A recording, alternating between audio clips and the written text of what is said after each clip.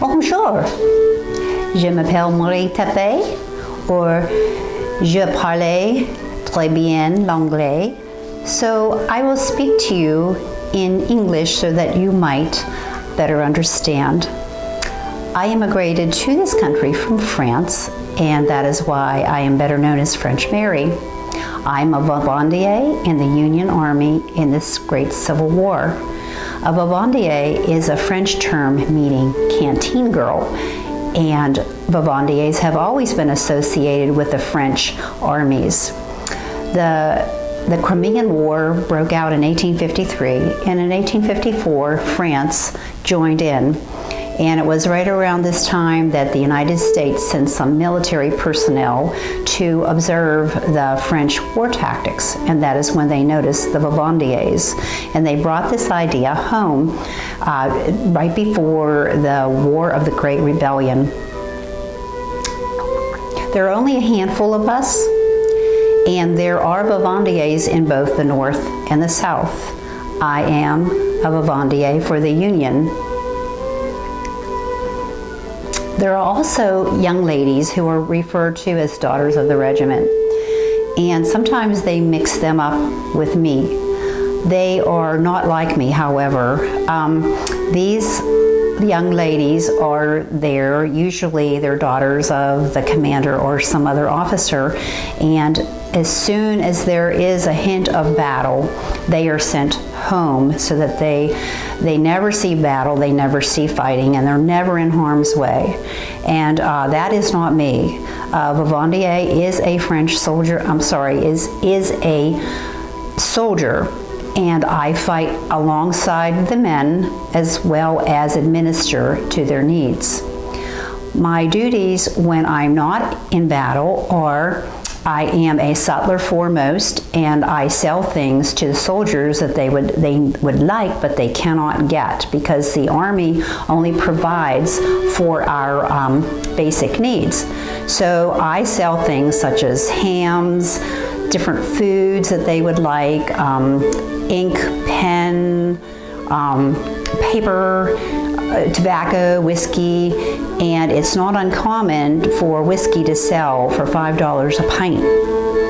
And we are sanctioned by the commander in the hopes that the soldiers will stay in camp and not desert to go along the countryside looking for these things that they want.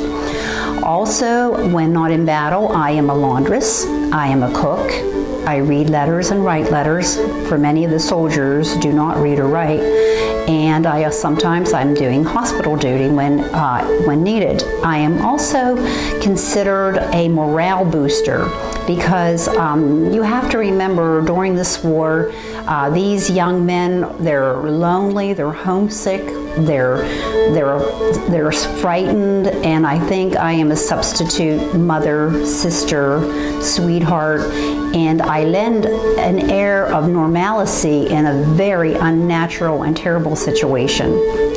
Now, my duties when I'm in battle, I administer whiskey. This is my whiskey barrel, which I'm very famous for, to the men on the battlefield. Sometimes I will have water in here, and sometimes I gather up as many canteens as I can find, and I take them out to the battlefield because the men are just crying for water. It's very pitiful. When I'm not helping on the battlefield, I am fighting alongside with the men, walking up and down the breastworks, cheering them on and encouraging them and giving them courage as they see that I am fearless.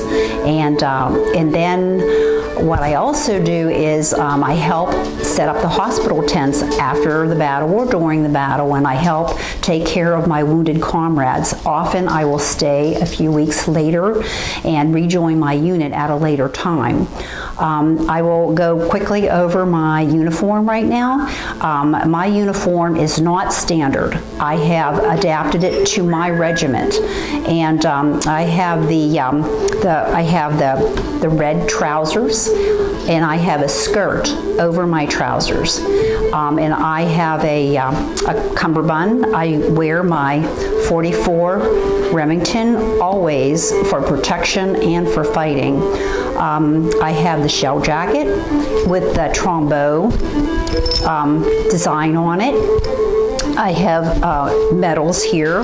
One is the Army of the Potomac medal, and it has all the corps badges and everything that they signify. And also the Kearney Cross, of which I was one of 3 women that was awarded the Kearney Cross. And I will go into that a little bit later, explain it to you. Then I'm going to talk about the men. The men in my unit, they wear the same colors. We have very flamboyant, colorful uniforms. They wear the baggy red trousers, and that's where we received our nickname called the Red Legs. They have their kepis. The captain has a kepi, and then they wear a turban, and they wear a fez with a golden tassel, and they would be in battle. They would have their cartridge belts, and the officer would have a sword, and the men also wore gaiters and brogans, and you can see the different types here, and these are carrying the colors. And this painting is of the Sherfy farm, which we were in very dire straits. You can see I am clearly a woman. I am not, there are rumors that there are ladies who are disguising themselves as men and joining the Army to fight. I am not one of those ladies. I don't even know if this is true, but I am clearly a woman, as you can see by the bonnet that I have designed and my skirt over my trousers. I'm Cindy McShane, and I'm a living historian. I thank you for watching us tonight and helping us to get Marie's story told. I would appreciate if you liked this program, if you would like and share, and I hope that you will tune in again to our next program as we explore Marie's life. Thank you.